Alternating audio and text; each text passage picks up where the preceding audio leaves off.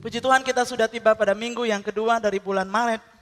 Waktu berjalan begitu cepat, tapi mau cepat atau mau lambat, yang pasti Tuhan menyertai kita, amin. Yang pasti Dia yang besar tidak pernah meninggalkan kita. Bapak Saudara, malam hari ini kita akan sama-sama belajar dari kebenaran firman Tuhan tentang satu kebenaran yang saya berdoa ini akan memerdekakan pikiran kita, ya, supaya kita bisa hidup seperti apa yang Tuhan mau. Kita mau berbicara Bapak Saudara, kenapa? Karena ketika hati kita terbuka untuk firman, maka hikmat itu akan masuk di dalam kita, kebenaran itu akan masuk ke dalam kita. Dan karena kebenaran itu kita terima, maka kita akan menjadi orang-orang yang merdeka. Dan secara khusus pada malam hari ini kita mengambil sebuah tema masih dalam bulan volunteer, bukan sekedar tumpukan batu bata, dan kita akan melihat apa itu Bapak Saudara. Nah Saudara, ini sebenarnya berbicara tentang gereja. Tentang gereja. Apa yang timbul di dalam pikiran Bapak Saudara? Tadi pagi Ko Andi Iskandar sudah menyampaikan di umum 1, Pastor Daniel Yosafat umum 2 dan 3. Bapak Saudara kami encourage untuk bisa memiliki CD-CD itu karena itu akan sangat baik bisa melengkapi satu dan beberapa bagian di dalam firman Tuhan, khususnya tema pada hari ini. Nah, apa yang timbul di dalam pikiran kita ketika orang bertanya di mana gereja? Waktu saudara ketemu orang sakit atau di jalan orang bilang, Bu, saya mau ke gereja, saya mau pengakuan dosa, saya perlu didoakan pelepasan. Apa yang ada di dalam pikiran kita? Atau kita ketemu orang yang sekarat dan berkata, saya mau bertobat, jangan sampai saya keburu mati. Saya nggak sempat bertobat, saya perlu gereja, saya mau ke gereja. Di mana gereja, Bu? Apa yang kita lakukan? Tunggu ya Pak, Jalan Surya Kencana nomor 93. Dia keburu mati, saudara. Nggak sempat terima Tuhan. Apa tujuan gereja? Gereja dalam Alkitab Perjanjian Baru khususnya, itu ada beberapa kata yang digunakan. Yang pertama adalah jemaat, saudara. Ada gereja, kemudian ada jemaat. Tapi kata asli yang dipakainya itu satu, eklesia. Orang-orang yang dipanggil keluar dari kegelapan untuk maksud dan tujuan Tuhan tentunya. Nah, kenapa pemahaman kita tentang gereja itu sangat penting? Karena Rick Warren menuliskan ini Bapak Saudara. Rick Warren menuliskan ini. Setiap gereja digerakkan oleh sesuatu. Ada sebuah kekuatan yang mengarahkan, asumsi yang menguasai, sebuah keyakinan yang mengarahkan di balik segala sesuatu yang terjadi di dalam gereja. Mungkin tidak disebutkan gereja itu adalah gitu ya. Tetapi Bapak Saudara, mungkin juga tidak diketahui banyak orang. Tetapi ada di sana pemikiran itu mempengaruhi setiap aspek dari kehidupan gereja itu. Pertanyaannya gereja, kekuatan apa yang mempengaruhi gereja kita? Ini menarik Bapak Saudara. Ada orang berpikir gereja itu adalah pusat penyembahan kepada Allah. Dia bangunlah ibadah yang bagus. Ada orang berpikir gereja itu adalah lembaga sosial. Kebutuhan A sampai Z dia datang ke gereja. Secara ekonomi apa saja. Karena dia pikir gereja itu lembaga sosial, saudara. Nah, cara kita memandang tentang gereja akan mempengaruhi kehidupan kita bergereja. Nggak usah disebutkan.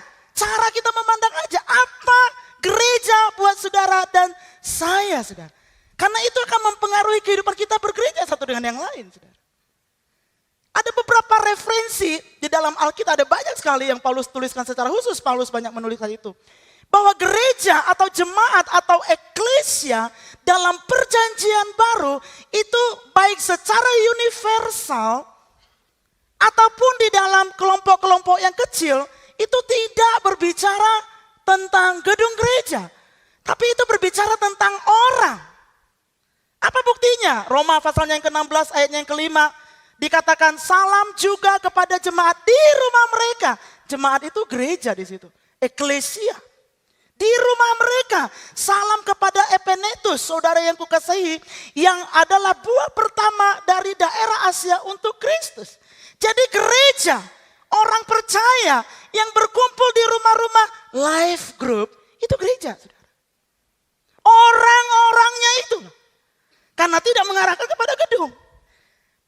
Yang lebih besar lagi, dikatakan Efesus pasal 5 ayat 25, hai suami, kasihilah istrimu sebagaimana Kristus Kristus telah mengasihi eklesia.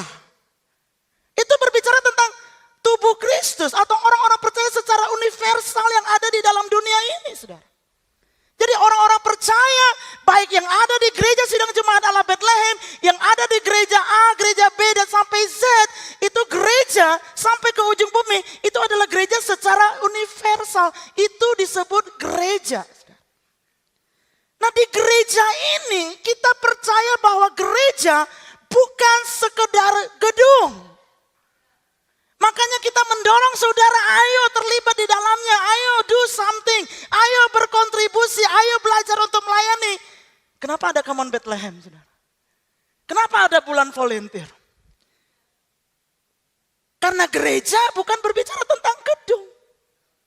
We are more than bricks and mortar. Kita lebih dari sekedar tumpukan batu bata atau semen-semen, Bapak Saudara. Nah, saya berdoa dan saya ingin tunjukkan ini kepada Bapak Saudara. Kenapa orang dari awal gereja ada abad pertama beralih pandangan tentang gereja, saudara. Kita tahu semua surat-surat yang ditulis oleh Rasul Paulus yang ada di dalam kanonisasi Alkitab kita, itu berbicara tentang gereja merupakan orang-orang percaya perhimpunan, orangnya, saudara. Tetapi ini mulai terjadi peralihan ketika abad yang ketiga. Kaisar Konstantin menjadikan Kristen. Dia menjadi seorang yang percaya kepada Yesus. Seorang kaisar di Romawi, saudara. Terkenal sekali. Kalau Bapak Ibu Saudara ke Timur Tengah ada banyak gereja-gereja yang dibangun oleh mamahnya, Kaisar Konstantin. Dan ketika dia mulai menjadi orang Kristen, Kaisar ini mempunyai latar belakang seorang penyembah berhala. Jadi karena dia seorang penyembah berhala, dia terbawa konsep tentang rumah ibadah itu sendiri, saudara. Jadi gereja mula-mula setelah Yesus naik ke surga, itu kalau ngomong tentang gereja, orang tahu itu bukan gedung tapi manusia. Tapi ini mulai terjadi peralihan. Ketika Konstantin menerima Yesus menjadi Tuhan dan Juru Selamat, dia mulai 10 tahun kemudian membangun gedung gereja. Kenapa dia bangun gedung gereja? Karena dia punya latar belakang seorang penyembah berhala yang punya kuil, yang punya imam di dalamnya. Dan itu dia mulai membuat konsep itu, dia bawa konsep kehidupan kepercayaannya yang lama, dia masukin ke dalam kekristenan. Dan dia mulai membangun gedung-gedung gereja. Dan sejak tahun 323 orang mulai berkumpul di satu tempat yang disebut dengan gedung gereja. Dan lama-kelamaan ini mengalihkan, menggeserkan pengertian tentang eklesia itu sendiri, saudara. Alkitab menggambarkan bahwa gereja atau orang percaya itu adalah tubuh. Dan Yesus adalah kepala. Untuk itu mari kita lihat apa pesan Paulus tentang hal ini. Efesus pasalnya yang keempat. Ayat 1 sampai 16. Tapi kita akan baca ayat 1 sampai 7 Bapak Ibu Saudara. Nah, sebab itu aku menasihatkan kamu. Aku orang yang dipenjarakan karena Tuhan. Saudara, jadi Efesus itu dituliskan oleh Rasul Paulus ketika dia ada di penjara di kota Filipi. Ya, supaya hidupmu sebagai orang-orang yang telah dipanggil berpadanan atau cocok atau pantas atau sesuai dengan panggilan itu. Hendaklah kamu selalu rendah hati dan lemah lembut dan sabar. Tunjukkanlah kasihmu dalam hal saling membantu. Dan berusahalah memelihara kesatuan roh oleh ikatan damai sejahtera. Satu tubuh dan satu roh sebagaimana kamu telah dipanggil kepada satu pengharapan yang terkandung dalam panggilanmu. Satu Tuhan, satu iman, satu baptisan, satu Allah dan Bapa dari semua. Allah yang di atas semua dan oleh semua dan di dalam semua. Tetapi kepada kita masing-masing telah dianugerahkan kasih karunia menurut ukuran pemberian Kristus. Nah Bapak Saudara, bulan kemarin di bulan komunitas saya sudah membahas ini sedikit banyak di umum 1, 2, dan 3 mengenai ayat pertama.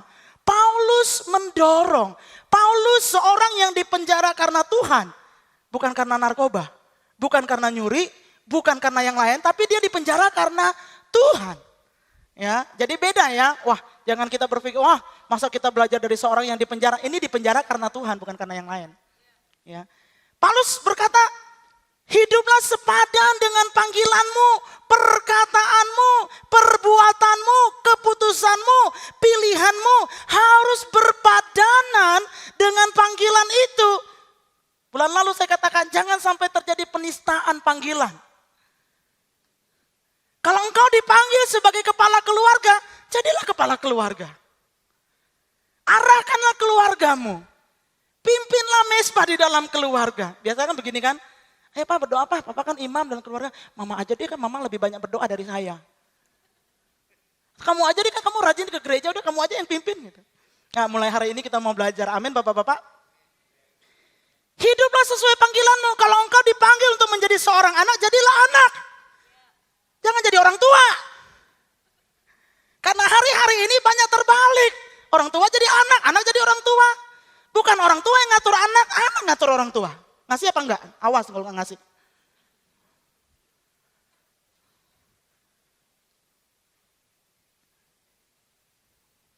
Secara khusus, Paulus sedang mengajarkan kepada kita hidup berpadanan dengan Injil itu adalah hidupilah sebagai satu tubuh Kristus, sebagai bagian dari anggota satu dan yang lainnya saudara. Kalau kita lihat Efesus pasal 4 itu sangat panjang sekali. Dan kalau dipenggal-penggal, dia berbicara tentang bagaimana kita harus bersikap satu dengan yang lain. Tapi secara khusus dalam ayat-ayat ini, dia mengajarkan kita bahwa kita harus hidup di dalam satu tubuh. Kita semua adalah satu di dalam Tuhan. Kalau saudara percaya kepada Yesus, saudara satu dengan saya. Katakan dengan orang sebelah, percaya Yesus apa enggak? Percaya Yesus satu sama saya, sama kita. Satu Tuhan. Satu tubuh, satu roh, satu pengharapan, satu Tuhan, satu iman. Imannya cuma kepada Yesus saja, gak ada yang lain. Satu baptisan, cuman Pastor Arif awal bulan Februari sudah katakan, titel di belakang nama itu adalah Bapa, Anak, dan Roh Kudus. Sama baptisannya, tidak ada baptisan di dalam nama yang lain, kecuali dalam ketiga Tritunggal itu. Satu Allah pencipta langit dan bumi dan satu Bapa. Jadi panggilan kita Bapak Saudara, waktu Paulus berkata hiduplah sesuai sepadan dengan panggilan itu, Paulus sedang berkata hidupilah gambar yaitu sebagai tubuh Kristus. Saudara, Efesus pasal yang ke-16 pasal yang ke-4 ayat yang ke-16 berkata, daripadanya lah seluruh tubuh yang rapi tersusun dan diikat menjadi satu oleh pelayanan semua bagiannya sesuai dengan kadar pekerjaan tiap-tiap anggota menerima pertumbuhannya dan membangun dirinya dalam kasih. Jadi kalau saya orang yang sudah diselamatkan oleh Injil, saya harus menghidupi prinsip hidup satu tubuh dengan sesama orang Kristen yang lain. Prinsip ini yang seringkali dilupakan. Prinsip ini yang seringkali tidak dihidupi. Kenapa? Karena dibatasi oleh 4 tembok ini, saudara. Prinsip ini seringkali dilanggar karena mereka cuma mesra, mereka cuma baik kalau ada di ruangan ini tok. Prinsip tubuh dilanggar karena kita begitu terpesona dengan bangunan gereja. Padahal gereja bukan sekedar tumpukan batu bata atau semen-semen. Tapi gereja adalah saudara dan saya. Kita adalah gereja yang sesungguhnya. Yesus tidak mati untuk gedung gereja. Amin. Yesus tidak tebus gedung gereja. Yang dia tebus orang-orang yang ada di dalam gereja. Itu yang kita harus percaya. Dan biarlah pada malam hari ini kita mau merenungkan dan terbuka, saudara. Saya berdoa Tuhan tolong supaya kita tidak dibatasi oleh 4 tembok yang menghalangi kita. Yang seolah-olah kalau tidak ada 4 tembok ini kita tidak bersaudara. Ya kan? Pelayanan di gereja waktu jadi asyir manis banget.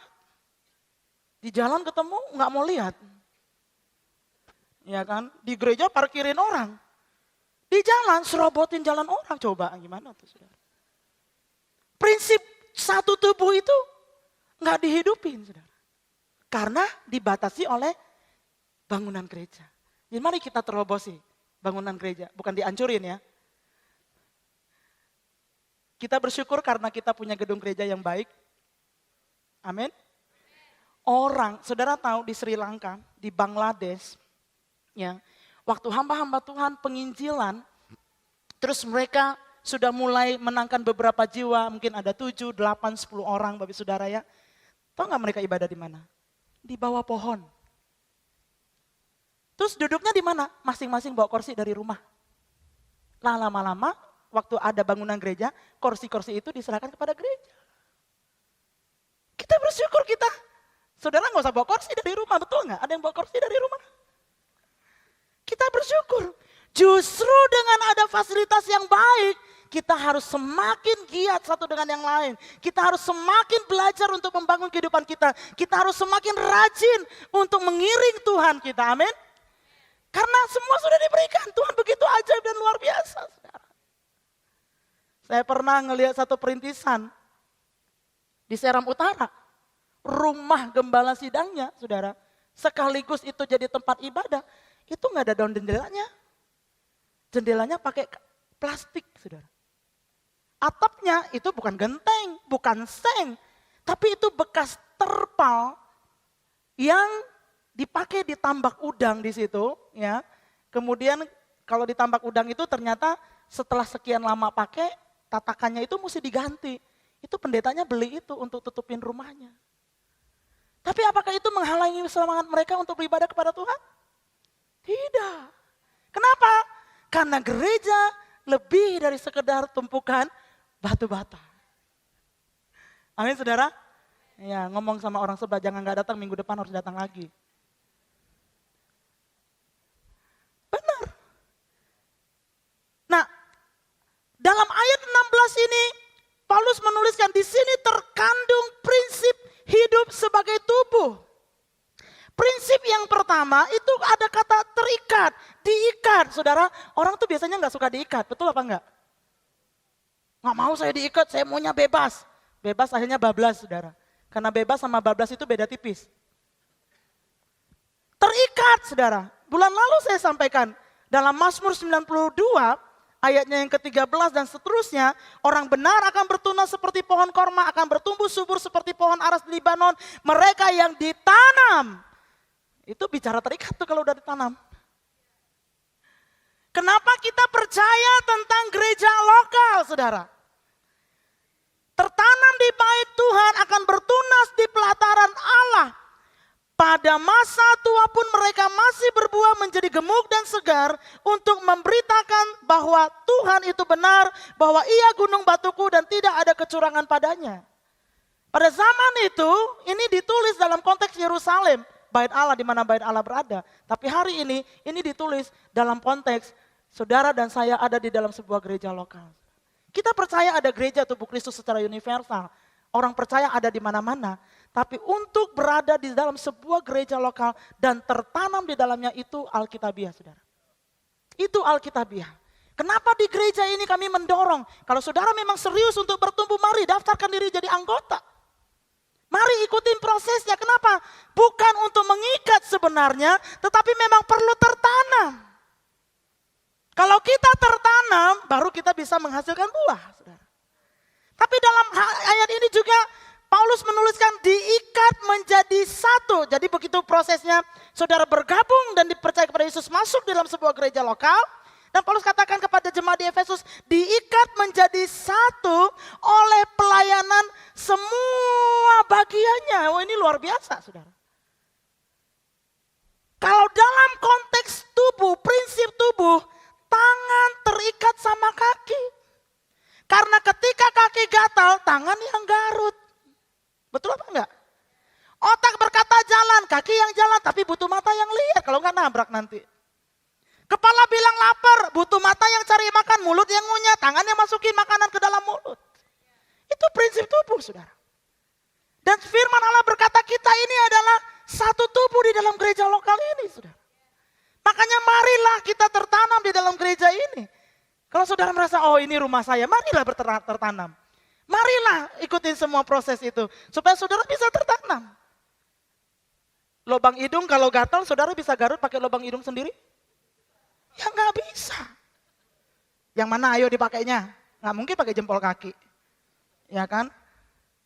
Pasti kita pakai kelingking yang paling kecil. Atau tangan yang bisa masuk ke dalam lubang jari. Artinya apa? Lubang hidung aja perlu tangan.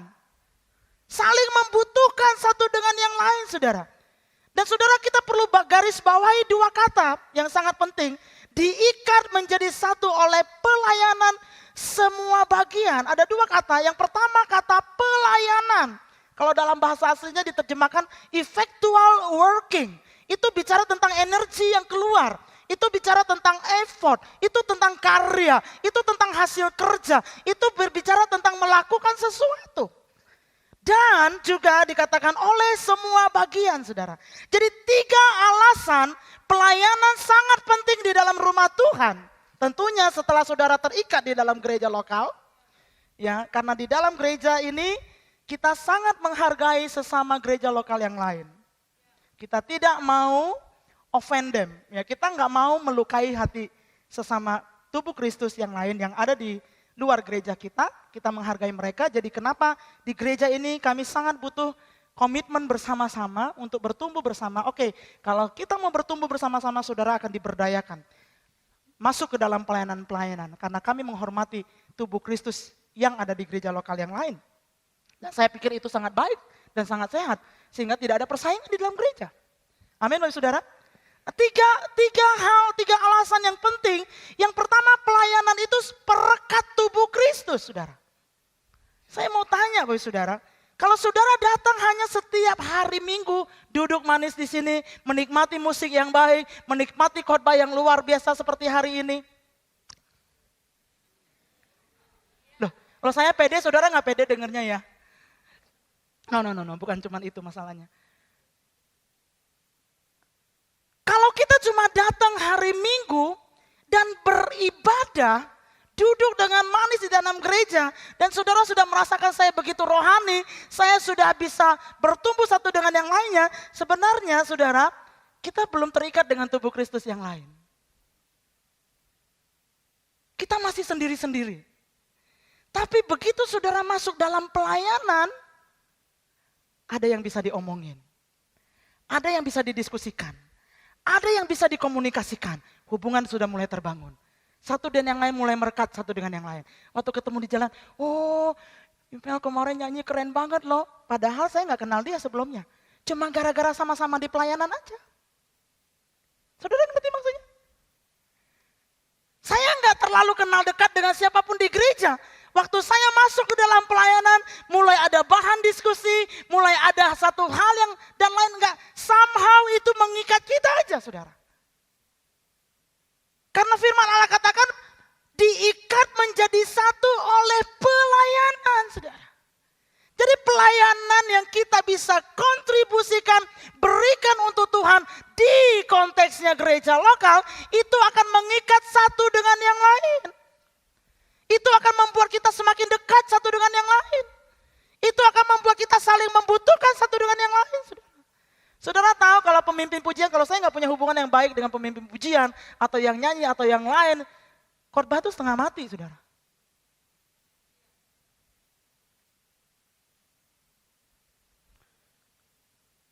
Dan alasan kedua pelayanan itu penting, karena pelayanan itu mendatangkan pertumbuhan dan membangun diri kita, saudara. Itu hukum Tuhan. Bahwa ketika kita melayani, Yesus adalah kepala, tubuh ini ketika tubuh ini bergerak. Saudara bayangkan kalau tangan gak bergerak, taruh deh di pasung berapa bulan gitu. Kaku langsung. Kenapa? Karena tidak bergerak. Kehidupan mengalami pertumbuhan. Dalam hal ini Bapak Ibu Saudara yang kasih dalam Tuhan, pertumbuhan bukan cuma berbicara tentang skill yang diasah. Saudara tahu gereja adalah tempat yang terbaik untuk latihan? Ada banyak orang muncul dari gereja dan menjadi mercusuar. Kenapa? Karena latihan, saudara. Pastor Daniel Yosafat tadi pagi cerita waktu dia khotbah pertama kali yang dengar tuh 7 orang. Sama saudara, saya 5 orang. Khotbahnya ayat yang paling gampang, Yohanes pasal 3 ayat 16. Ayat yang paling mudah saudara, yang dengar banyak 5 orang saudara. Waktu saya masih remaja. Tempat yang paling baik dalam konteks pengembangan skill, saudara nggak ada kasih karunia yang lebih besar dari gereja saudara, nggak ada. Saudara bikin kesalahan pun, oke, minggu depan bikin lagi, latihan lagi ya. Minggu depan latihan lagi ya. Latihan terus. Sampai akhirnya menjadi ahli. Tapi sangat disayangkan setelah menjadi orang ahli, orang udah gak sempat pelayanan di gereja. Sayang banget saudara. Padahal bisa flourishnya itu prosesnya di dalam gereja lokal. Saudara. Kita bersyukur kepada Tuhan. Bahwa gereja mendorong kita pelayanan, ya, bukan sekedar karena gereja butuh pelayanan saudara, no. Jauhkan pikiran itu. Melayani itu untuk pertumbuhan saya. Kalau kita punya konsep pemikiran melayani itu untuk pertumbuhan saya, maka kita akan lebih melihat kepentingan pertumbuhan kita lebih banyak daripada kita dibayar sama gereja. Saya mau saudara lihat gambar ini. Saudara kenal orang ini? Kenal nggak? Siapa ya? Belum lahir saya kayaknya waktu itu. Mungkin gambar yang kedua saudara kenal orang ini. Ayo, kalau kata Ko Andi Iskandar, yang bisa tebak dapat sepeda. Kata Ko Andi di umum 1 karena di umum 4 jadi saya cuma melanjutkan aja ya. Kenal nggak? Ada yang kenal? Tapi kalau yang satu ini saudara pasti kenal, coba. Tuh, kenal nggak? Hah? Kenal apa enggak? Nah saudara tahu ini orang menjadi pengusaha yang sangat dahsyat dan hebat. Dengan Mickey Mouse, dengan Walt Disney dan semua teman-temannya itu. Saudara tahu asal mulanya dari mana? Dia seorang kartunis. Satu hari dia dipecat dari perusahaannya. Karena dianggap lukisannya tuh jelek. Dianggap karya-karyanya tuh nggak cocok. Akhirnya dia dipecat Bapak Ibu Saudara. Nah waktu dia dipecat, satu kali dia jalan dan dia ketemu dengan seorang hamba Tuhan. Beruntunglah saudara ketemu dengan hamba Tuhan. Terus hamba Tuhannya bilang, gimana? Terus dia cerita, saya baru saja di PHK Pak. Udahlah saya udah gak punya pengharapan karena memang hasil karya saya sangat buruk. Tidak bisa diterima, tidak bisa dijual, tidak bisa dinikmati oleh banyak orang. Dia seperti putus harap Bapak Ibu Saudara. Akhirnya hamba Tuhan ini bilang sama dia, kamu tinggal di mana? Saya udah gak punya tempat tinggal. Karena mungkin waktu kerja dia tinggal di mes kan, perusahaan kan. Begitu dikeluarkan mau tinggal di mana? Gak ada tempat. Akhirnya hamba Tuhan ini mengajak dia, oke, di gereja ada satu tempat yang kamu bisa tinggal. Tapi itu gudang. Dan kamu harus rapiin sedikit supaya kamu bisa tidur di situ. Untuk pekerjaan kamu sehari-hari kamu bantu aja di gereja apa yang bisa dikerjain. Dari situ saudara, tinggal di gudang aja bisa dapat inspirasi melukis tikus. Karena tinggal di gudang, kan di gudang banyak tikus, benar apa enggak? Ya, kecuali kalau gudang saudara yang super duper itu ya mungkin gak ada tikusnya ya. Tapi yang namanya gudang itu relatif ada tikus Pak Saudara. Jadi si Walt Disney ini, dia mulailah latihan lagi menggambar karena dia pelayanan di sekolah minggu. Dia mulai membuat lukisan-lukisannya, dia mulai lagi coba lagi menggambar. Dan itu dihargai walaupun orang luar bilang jelek. Karena di rumah Tuhan ada Tuhan. Tuhan selalu positif. Bagus, latihan terus, latihan terus, latihan terus. Jadilah Mickey Mouse hari ini saudara. Saudara mau beli sepatunya aja ratusan ribu kan. Coba, mahal banget. Itu dimulainya di mana? Di gudang gereja. Pelayanan di mana? Di sekolah minggu. Rumah Tuhan ada untuk memperlengkapi kita. Amin Bapak Saudara. Rumah Tuhan ada supaya kita bisa belajar berkontribusi dengan benih yang Tuhan tabur di dalam kehidupan kita. Kemampuan yang tadi cuma sedikit, tapi lama-lama bisa menjadi bukit. Dan jadi besar. Saya nggak pernah lupa pertama kali berdiri di mimbar karena acara perpisahan semea pembangunan, swasta pembangunan di Tanjung Pinang, saya gemeteran. Tapi saya bersyukur hari ini Tuhan sudah membawa saya begitu banyak kesempatan untuk bisa melayani dan mengajar, saudara. 2 tahun lalu, dalam satu kesempatan dan atas izin Pastor Arif, saya berangkat ke Surabaya. Surabaya, saudara tahu itu gereja sidang Jemaat Allah yang terbesar di Indonesia, GSJ Ambengan. Dan saya ngajar di situ, Bapak Saudara. Saya ngajar 3 sesi, 2 sesi seminar, 1 sesi ibadah pagi hari Minggu, dan setelah itu saya langsung terbang ke Ambon waktu itu. Dan waktu saya turun dari mimbar, Opa Cak bisikin saya begini, Yohana, itu materi yang kamu ajar, materi yang Opa ajar S2 tahun lalu. S2, Opa, iya. Saya nggak tahu, saya cuma berdoa dan Tuhan pimpin. Tuhan pimpin. Saya nggak tahu ini, saya bukan contek dari catatan Opa. Tahu aja kagak Opa ngajar S2.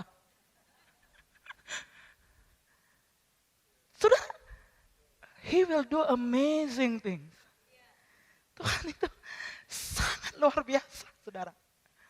Kalau kita mau rela memberikan diri kita untuk melayani di dalam rumah Tuhan, that is the best thing you can do for you. Bukan cuma untuk Tuhan, untuk diri kita. Saya nggak enak hati, setahun bisa 3-4 kali dipanggil, Bu bisa nggak pimpin grup Israel, bisa nggak Bu pimpin grup, nggak bisa, setahun cuma sekali. Dikasih tahu, nanya terus. Sampai satu kali ada bosnya bilang gini, Bu saya udah tahu sih jawabannya, pasti nggak bisa, tapi saya coba aja. Dari mana semuanya itu Bapak Saudara? Latihan dalam rumah Tuhan. Saya pernah turun dari mimbar, ibadah doa Pentakosta 10 malam. Waktu kita masih pakai lantai 2 dulu, gedung ini belum jadi. Turun dari mimbar, Pastor Elisa bilang gini, yo kayaknya tadi poin khotbahnya kurang tepat gitu. Saya pernah juga dipanggil Pastor Arif, kayaknya tadi khotbah kamu kurang pans gitu. Gak apa-apa saudara, rendah hati aja latihan. Amin. Jangan ngambang, ya udah deh Pastor khotbahnya sendiri, gue udah capek.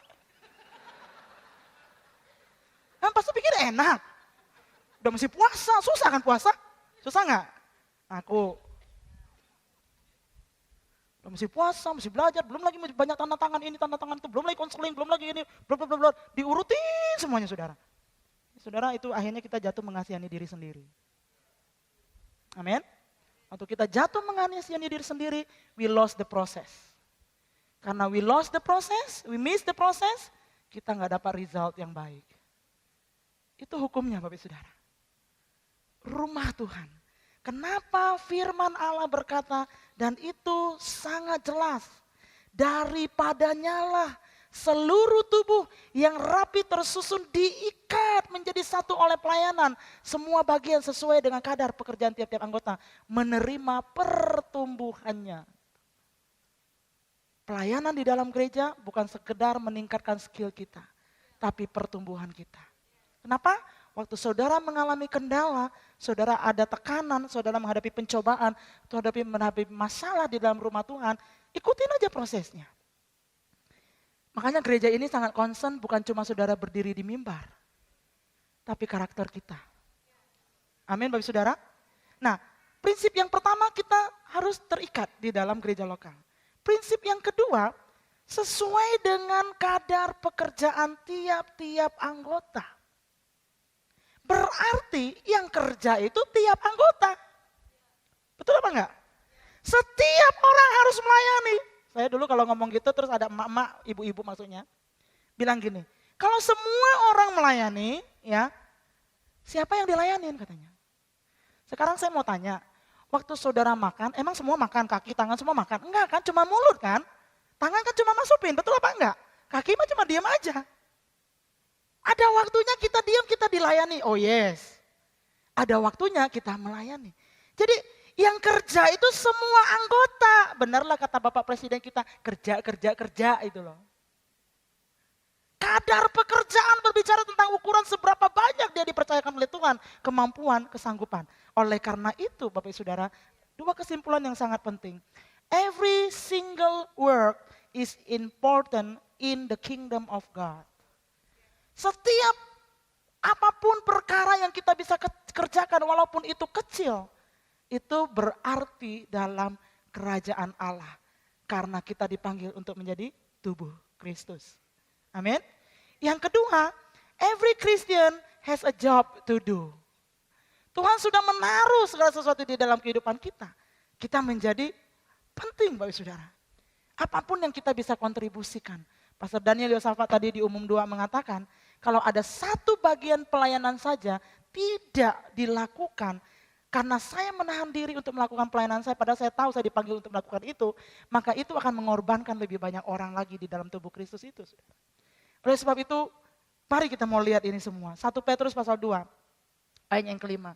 Dan biarlah kamu juga dipergunakan sebagai batu hidup untuk membangun suatu rumah rohani bagi suatu imamat kudus untuk mempersembahkan persembahan rohani yang karena Kristus, Yesus Kristus berkenan kepada Allah.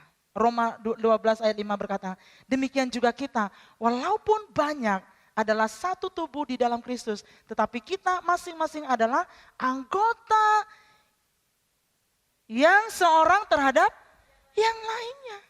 Jadi saya merupakan bagian dari bagian. Walaupun kecil, tetapi itu sangat penting Bapak Saudara. Oleh sebab itu, tidak ada kata yang lain pada malam hari ini. Mari bersinergi. Amin. Mari lakukan sesuatu di dalam rumah Tuhan, di tempat ini. Karena kita dipanggil untuk membangun tubuh Kristus di mana kita berada. Saudara, lewat Come on Bethlehem, mari kita mau lakukan sesuatu untuk kepentingan kerajaan Allah. Karena itu panggilan kita. Waktu Paulus berkata, hiduplah berpadanan. Seperti kamu dipanggil, seperti panggilanmu. Artinya cocokkanlah kehidupan kita. Cara hidup kita sebagai orang Kristen dengan panggilan. Malam hari ini secara khusus Paulus mengajarkan kepada kita. Panggilan kita adalah menjadi bagian di dalam tubuh Kristus. Mari kalau kita adalah tubuh maka tidak ada satupun bagian di dalam tubuh yang tidak penting. Amin.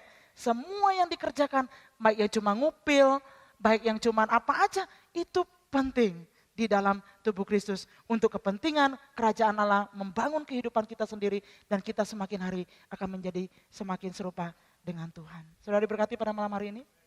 Amin. Makanya Paulus menuliskan lagi di dalam Roma 12 ayat 6, saya mau tutup dengan ayat-ayat ini. Demikianlah kita mempunyai karunia yang berlain-lainan menurut kasih karunia yang dianugerahkan kepada kita. Jika karunia itu adalah untuk bernubuat, baiklah kita melakukannya sesuai dengan iman kita. Jika karunia untuk melayani, baiklah kita melayani. Jika karunia untuk mengajar, baiklah kita mengajar. Dan seterusnya, dan seterusnya. Kalau saudara lihat, ada satu dorongan yang begitu kuat. Do what you can do, itu kesimpulannya. Lakukan apa yang saudara bisa lakukan. Aduh saya cuma bisa bantu ngatur ini dan lain sebagainya. Saya cuma bisa cuci gelas perjamuan. Saya cuma bisa ini. Nggak apa-apa, lakukan aja. Yang penting itu dilakukan. Bukan untuk disimpan. Dan kita akan melihat salah satu kunci untuk stay young and relevant adalah waktu kita melayani, saudara. Orang-orang yang melayani dia akan selalu di-refresh. Kenapa? Karena firman Allah jelas katakan akan menerima pertumbuhan. Kalau berbicara tentang pertumbuhan itu selalu fresh. Itu selalu green. Itu selalu ada yang baru. Itu selalu akan naik dan lain sebagainya saudara. Biarlah kebenaran firman Tuhan menolong kita pada malam hari ini. Saudara siap untuk perjamuan kudus? Amin. Perjamuan kudus akan mengingatkan kepada kita bahwa kita adalah tubuh satu dengan yang lain. Tidak ada yang bisa memisahkan kita dari kasih Allah. Karena dia sudah berikan di dalam kehidupan kita.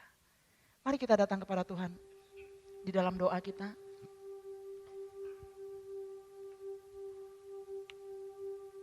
Terima kasih Tuhan. Syukur kami naikkan kepadamu Bapa. Berapa banyak pada malam hari ini yang sungguh-sungguh berkata, aku mau hidup berpadanan dengan Injil. Seperti yang Paulus ajarkan pada malam hari ini. Berpadanan dengan Injil berarti dalam konteks malam hari ini, hidup sebagai tubuh Kristus. Menghidupi prinsip-prinsip di dalam tubuh, saling ketergantungan, saling melayani satu dengan yang lain. Kalau saudara mau dan saudara setuju, berbicaralah kepada Tuhan pada malam hari ini. Mungkin saudara selama ini punya pikiran yang salah tentang gereja. Bahwa gereja itu hanya gedung. Tidak, gereja itu adalah kita sendiri. Tubuh Kristus yang sudah ditebus dengan darahnya yang mahal. Mari datang dengan ucapan syukur kepada Tuhan. Karena dia bayar hidup kita dengan mahal.